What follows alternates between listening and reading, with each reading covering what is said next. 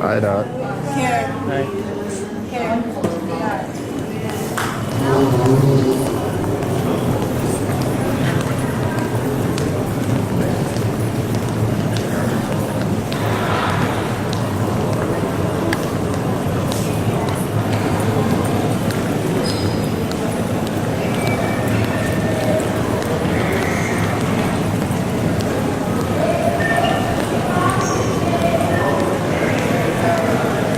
Bruhim Abahim, welcome.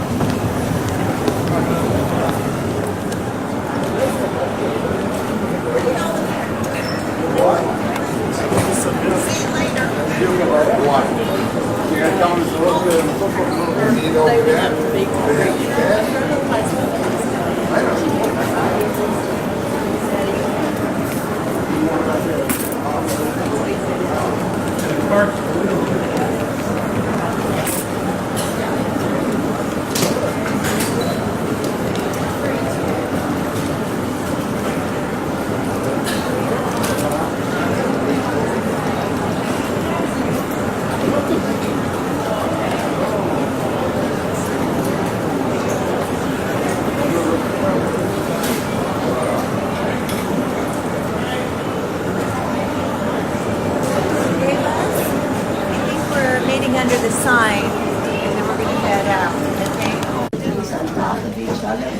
Okay? We are at Caesarea. Caesarea.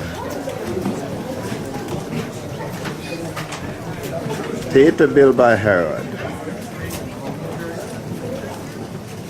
His background was such that you've heard of the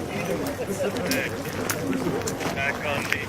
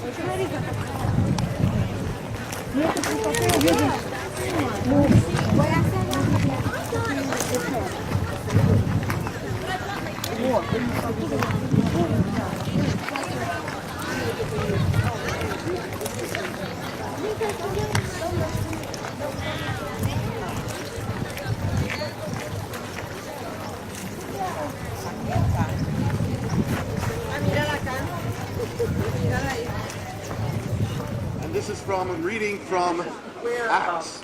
And your guides will tell you more about this. This is Caesarea, of course. This is what Herod built. This is the Roman, basically the Roman headquarters of the land of Judea, where they sailed from Rome, came here.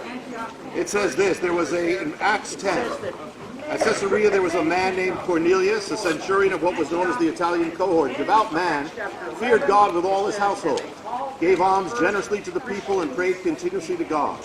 About the 9th hour of the day, he saw clearly in a vision, the angel of God came and said, Cornelius, and he stared at him in terror and said, what is it, Lord?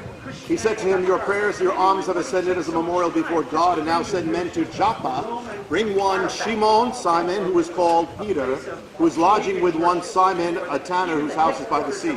When the angel who spoke to him had departed, he called 2 of his servants and a devout soldier from among them who attended him. Having related everything to them, he sent to Joppa. So here was this Roman centurion Cornelius. He lived here as a soldier. He is praying, but he was a God-fearer. He knew that God was here, and he prayed, and the angel appeared to him and said, send down to Joppa. Well, you just came from Joppa. That is where the journey we just made is between here and there. That's where Peter was staying. He just happened to be there. And then Simon opens his mouth and says, truly, God shows no partiality. And he goes on to say the word he sent to Israel, preaching good news. He speaks to them. It says the Holy Spirit comes down and they come to the Lord, and he baptizes the first Gentile here. So this place is an amazing place. This is where it all went forth to the world. And if you are born again now, if you're saved and you're not born of Israel by flesh and blood, this is where it all began. So it's really appropriate that we are officially beginning here, because the gospel went out from here. And you can imagine what an amazing thing this was for Peter. Number one, he had never eaten anything unkosher, and the main point about this is not that God is saying now you have to eat ham and pork, and he's correcting God, saying I've never done this, don't do this, but God is saying that now it's got to go to the world, and I am going to have children from every nation, and they're going to actually become children of Israel. And so this is the breakthrough moment of everything. This is where God had to blow away Peter with that vision, and had to bring him here, and even Peter's amazed at what's happening. And the entire gospel is now going to go to the world. So it is appropriate, first of all, for a Jew to be with a Gentile was a major thing. But now what happened is after the gospel went forth, it became the opposite. Now it became the church that forgot its Jewish roots. It's supposed to be one together, Jew and Gentile. And now it is coming back to that again. That's where we are. And so, but the amazing thing about this is that Peter was brought here because God had to really blow him away to make this thing go forth. And it's appropriate that we're standing by the sea, because that's the rest of the world. This is where Israel ends and the rest of the world begins.